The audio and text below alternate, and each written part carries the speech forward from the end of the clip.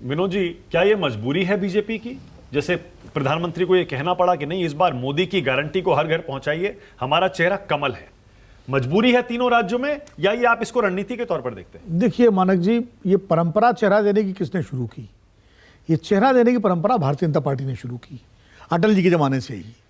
1996 में जब अटल जी को प्राइम मिनिस्टर के लिए प्रोजेक्ट किया गया मुंबई के अधिवेशन में, और कहा गया कि हमारा चेहरा अटल जी होंगे, उसके बाद से जितने विधानसभा चुनाव बीजेपी लड़ती थी, सब में एक चेहरा देती थी। उत्तर प्रदेश में उसने कल्याण सिंह का चेहरा दिया, राजस्थान में वसुंधरा जी का चेहरा दिया, उमा भारती का चेहरा दिया, मध्य प्रदेश में और छत्तीसगढ़ में उसने कोई चेहरा नहीं दिया था, लेकिन बाद रमन सिंह को भेजा गया। उसके बाद जब ये तीनों हो गए तो हमेशा कांग्रेस से सवाल पूछा जाता था, आपका चेहरा कौन? वो छत्तीसगढ़ का चुनाव हो या मध्य प्रदेश का या राजस्थान का। फिर 2014 का जब लोकसभा का चुनाव आया, 2004 में भी पूछा गया, जब सोनिया गांधी के नेतृत्व में चुनाव कांग्रेस थी, तब अटल जी प्रधानमंत्री थे, तो बीजेपी में हमेशा सवाल होता था कि चेहरा कौन है कांग्रेस का। तब भी कांग्रेस ने सोनिया गांधी को प्रोजेक्ट नहीं किया था प्रधानमंत्री के तौर पर। 2014 में तो बाकायदा 2013 में मोदी जी को बिल्कुल उम्मीदवार के तौर पर प्रोजेक्ट किया गया, जैसे अटल जी को किया गया था, और चेहरा चला। लेकिन बहुत दिलचस्प बता रहा हूं मैं, 2014 में मोदी जी के चेहरे भारतीय जनता पार्टी ने चुनाव जीता अच्छे खासे बहुमत से, पहली बार पूर्ण बहुमत से सरकार बनाई।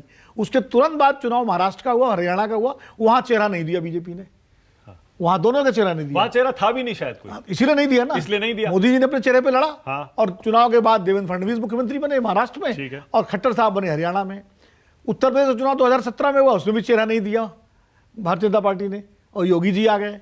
तब भी शायद कोई चेहरा था या नहीं था? नहीं, तब भी नहीं था शायद चेहरा उस तरह सलमान राजनाथ जी का नाम चल रहा था, राजनाथ जी का चल रहा था। लेकिन कलराज जी भी थे, एलआई केंद्रीय मंत्रिमंडल में थे, वो भी चाहते थे कि वो चेहरा बने, लेकिन नहीं बने।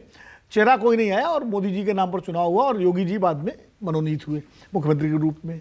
फिर 2022 के चुनाव में चेहरा दिया गया। तो ये भाजपा एक रणनीति के तहत, जहां उसको लगता है, और ठीक है उसका अधिकार है पार्टी का, जहां उसको लगता है कि चेहरे से हमको वोट, एडिशनल वोट मिल जाएगा, और अगर चेहरा नहीं होगा तो मोदी जी के नाम पे वोट मिल जाएगा, इसलिए भाजपा कई चुनावों में चेहरा देती है। अब देखिए, अभी लोकसभा विधानसभा के बाद जनवरी में लोकसभा की चर्चा हो गई, तब आरपी सिंह जी कहेंगे कि इंडिया गठबंधन का चेहरा कौन है, कौन है चेहरा बताइए। तो अब तो ये परिस्थिति के हिसाब से पार्टी अपना बदलती है। कांग्रेस ने, और इसी तरह से इसको दूसरी तरफ भी देखिए, कांग्रेस जो देखिए, अब जो कांग्रेस तीनों राज्यों में कह रही है, बताइए चेहरा बताइए, मैं उसी पे आ रहा था। फिर वो आ जाएगी कि हमारे पास तो 10 चेहरे हैं। मैं उसी पे आ रहा था।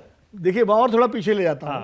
जब इंदिरा गांधी का जमाना था तो कांग्रेस पूछती थी अपोजिशन से कि आपका प्रधानमंत्री का उम्मीदवार कौन है। राजीव गांधी के टाइम में ही पूछा जाता था, जब बीपी सिंह आए। बाद में कांग्रेस ने कहना शुरू कर दिया, नहीं साहब, वो चुनाव तो सांसदों का अधिकार है, विधायकों का अधिकार है। जब उसके बाद चेहरों की कमी हो गई, और उसके बाद कांग्रेस अब पूछ रही है कि हमारे पास तो कमलनाथ है, हमारे पास तो अशोक गहलोत है, हमारे पास भूपेश बघेल है। अभी सुरेंद्र राजपूत जी पूछेंगे कुछ बढ़िया शेर वेर सुना करके कि आपका चेहरा कौन है। तो ये सुविधा के अनुसार पार्टियां अपनी रणनीति बदलती रहती पर कांग्रेस ने भी इन तीन स्टेट्स में किसी को चेहरा ऐसा घोषित नहीं किया है कि यही सीएम बनेंगे। घोषित तो 2018 में क्लियर है, 18 में नहीं किया था घोषित 18 में भी नहीं किया था। अभी चूंकि 2 इनकम्बेंट चीफ मिनिस्टर है ना, अशोक गहलोत और भूपेश बघेल, तो माना यही जाता है कि सरकार अगर बनी तो यही होंगे। जैसे शीला दीक्षित लगातार बनी, भूपेंद्र हुड्डा बने लगातार 10 साल, दिग्विजय सिंह लगातार बने, तो माना यही जा सकता है। एक मैसेज रहता है क्लियर कि भाई इनके काम पर हम चुनाव लड़ रहे हैं। मध्य प्रदेश में चूंकि कमलनाथ जी के हाथ से सरकार फिसल गई थी, चली गई थी, आरपी सिंह जी की पार्टी ने सरकार अपनी छीन ली थी अपनी पुरानी, तो जो सिंधिया जी चले गए, तो अब उनके सामने बड़े नेता के रूप में कमलनाथ जी हैं, लेकिन घोषित इसलिए नहीं कर रहे हैं कि एक ओपन भी रखना चाहते हैं कि भाई कोई ट्राइबल भी आ जाए, कुछ और भी, लेकिन वो एक कार्ड ओपन रखेंगे। फिर भी कमलनाथ जी एक तरह से अघोषित रूप से चेहरा रहेंगे वहां पर। अब